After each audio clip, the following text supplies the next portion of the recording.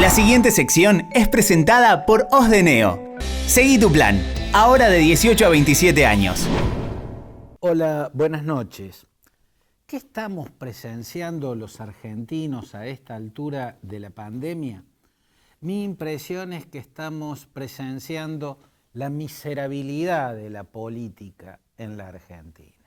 En gran parte del mundo es también miserable y lo ha demostrado en el escenario de la pandemia, pero en la Argentina había empezado reaccionando bien la política frente a la irrupción de la pandemia.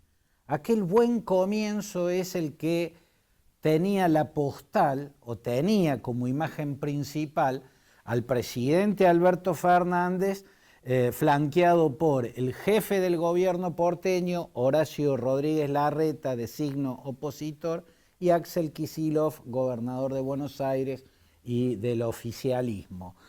Aquella postal era tranquilizadora y creo que le hacía bien a la sociedad argentina cada vez que aparecía.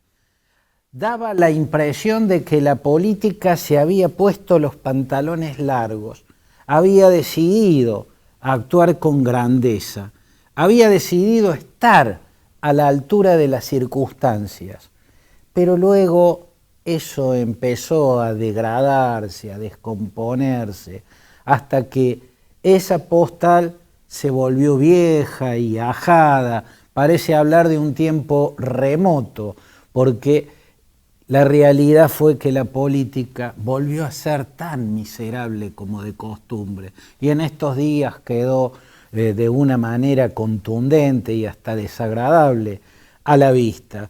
Dos figuras, Alberto Fernández y Rodríguez Larreta, tironeados o presionados por los sectores más duros, más energúmenos de sus respectivas veredas.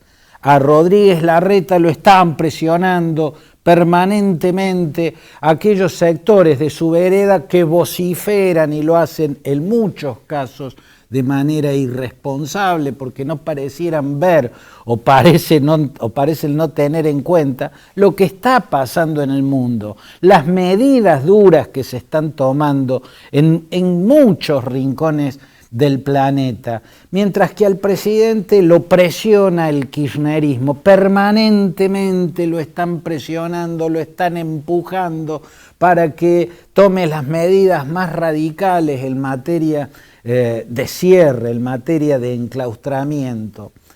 En todo caso, la diferencia es a favor de Rodríguez Larreta, porque daría la impresión de que el jefe de gobierno porteño se deja presionar bastante menos por el ala más vociferante e irresponsable de su vereda que el presidente. El presidente parece ceder más claramente frente a la presión de su sector más ideologizado y más irresponsable también. La cuestión es que en el centro del escenario, en lugar de aquella postal de la política en la cual la política se ponía a la altura de las circunstancias, lo que estamos viendo es la imagen de la miserabilidad de la política que vuelve a hacer sus pulseadas, sus riñas, sus pujas, vuelve a convertir en este caso el escenario de una tragedia en un tablero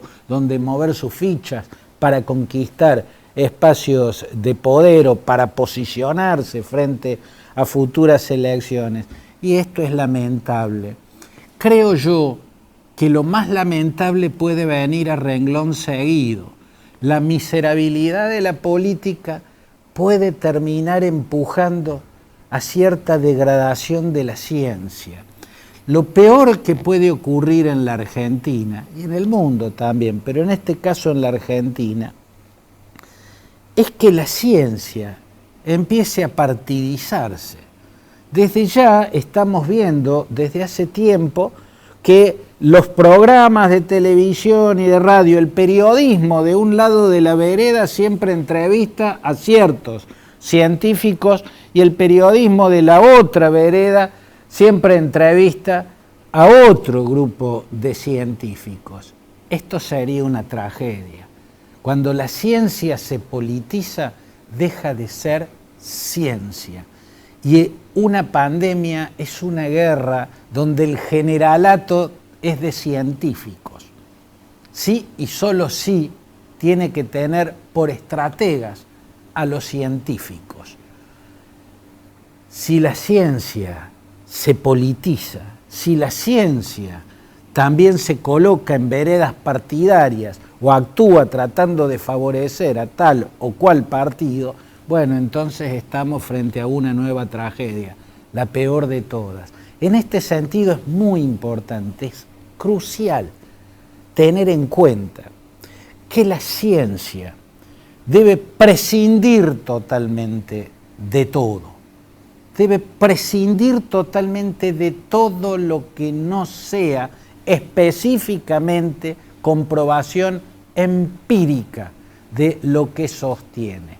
El gran ejemplo de la historia está en Galileo Galilei. Otro gran ejemplo de la historia está en Einstein, ¿no? Galileo Galilei le temía a la Iglesia, le temía a los astrónomos de la Inquisición que iban a querer juzgarlo, y de hecho lo hicieron hasta doblegarlo con torturas psicológicas por sostener lo que sostenía, la verdad copernicana. Pero Galileo nunca dejó de sostener la verdad copernicana. Ni siquiera temiendo por su vida como temía, Galileo dejó de sostener lo que tenía que sostener. No buscó adecuar su visión para convertirse en el astrónomo de cabecera del Vaticano cuando llegó al trono de Pedro Urbano VIII, un papa al que había conocido en Florencia. Se mantuvo en el escenario de la ciencia y lo pagó muy caro. Albert Einstein, que en 1905 publicó esa obra maestra que se llamó Acerca de la electrodinámica de los cuerpos en movimiento, recién en 1923 dio por cierta su teoría, que era la teoría de la relatividad, que aparecía insinuada en Acerca de la electrodinámica de los cuerpos en movimiento. En 1905 planteó una teoría, recién la aceptó como comprobada empíricamente en 1923. Hizo pruebas, entre ellas él mismo elaboraba pruebas para doblegar su teoría en lugar de para confirmarla, ¿no? La segunda teoría, que fue comprobada en 1919 por Arthur Eddington de la Real Sociedad Británica de Astronomía, y en 1923 la prueba al rojo, que se llamaba y que se realizó en el observatorio de Mount Wilson. Recién entonces Einstein dio por válida su propia teoría. La contracara era Marx, que le aportó muchísimo al mundo, muchísimo a la comprensión de la historia y de la sociedad, pero que hacía sus teorías y las defendía en lugar de exponerlas a la comprobación científica. Cuando la ciencia pierde ese norte, o por ambiciones personales, o por miedos personales, o porque se politiza, se ideologiza y se partidiza, estamos ante la miserabilidad de la ciencia, la degradación de la ciencia. Ese es el peligro que corre la ciencia en la Argentina, después de que hemos visto que la política empezó actuando debidamente y terminó degradándose. Pinturería Fantini, tienda de pinturas.